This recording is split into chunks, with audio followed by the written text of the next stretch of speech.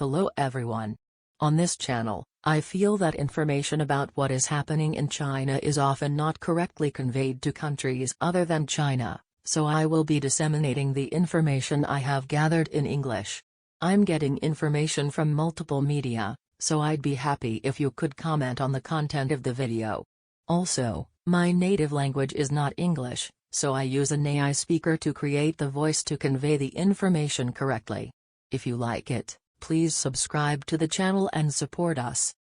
This time, I will tell you about the downgrade of China's investment rating. There has been a lot of talk about Chinese banks lately, but Goldman Sachs has downgraded its investment rating on Chinese banks. This story is based on the July 5 article.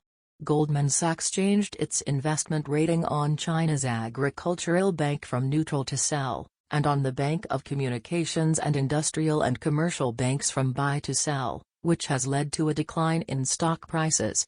The content of why the investment decision was changed is important.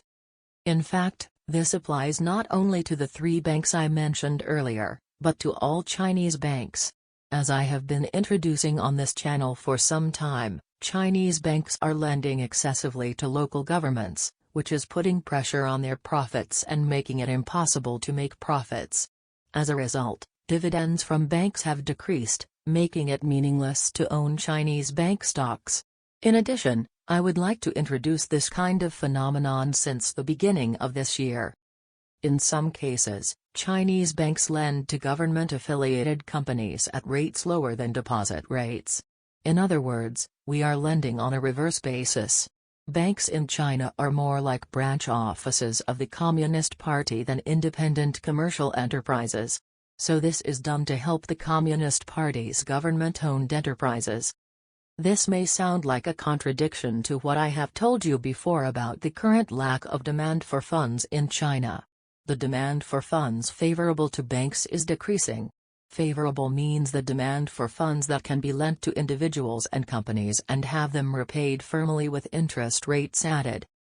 With regard to personal loans, there is a growing trend toward early repayment, and private sector capital investment and employment are shrinking. On the other hand, lending to governments and government-affiliated companies has become very important. Banks make extra loans to companies to keep them from going bad. For example, if a company has to pay back 100 million yen with interest, it has no more cash. In that case, the bank would instead lend 100 million yen and receive repayment.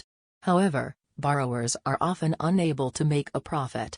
For example, if a local government builds a road or a subway, the return on investment may not be immediately available. Depending on the plan, there are also deficit routes. As a result, the bank will make forbearance lending including the deficit portion. In the past, there was an expectation that even if the government lent money to a special corporation backed by the government, it would be repaid, but in today's China, the government is still expected to help. However, depending on the nature of the borrower, the loan may become bad debt, so the bank must keep a reserve in case it is not repaid. This could put pressure on bank earnings, reduce the money available for profitable lending, and reduce dividends to shareholders. It has been pointed out that Chinese banks are over-lending to local governments, and there is a risk that they may run out of funds for dividends to shareholders, and some say that certain banks should be sold. The Chinese government has taken an unusual counter-argument, arguing that local governments are working to reduce their debt. I will also explain the fact that the debt problem of local governments has been pointed out for some time, but the problem has not yet surfaced. Something really bad is happening. Specifically, several banks are offering 25-year loans to special corporations that are effectively the alter ego of China's local governments. While this may be convenient for local governments, it can pose a problem for banks. Chinese banks tend to follow the government's wishes rather than seeking profit. When local governments run out of money, concrete problems emerge, such as the impact on the payment of civil servants' salaries and the operation of public transportation. We are pushing all these risks onto the banks. Local government debt problems have been pointed out before, But the question arises as to why nothing is happening. Although the investment decision was lowered this time, it makes sense to point out the danger before the problem becomes apparent. Goldman Sachs has also pointed out that Chinese banks may not be able to pay dividends to shareholders in the future. However, when Goldman Sachs' indication spreads as the actual situation in China, doubts will be cast on the stability of the Chinese economy. The article also mentions the enormous debt of local governments, which the International Monetary Fund estimates to be as high as $9 trillion. However, if this money cannot be returned, the Chinese economy will really end, and there may be a widespread perception that investing in China is dangerous in the future. As I have said before on this channel, the Chinese economy is in a situation where it cannot be turned domestically alone. We rely on foreign money.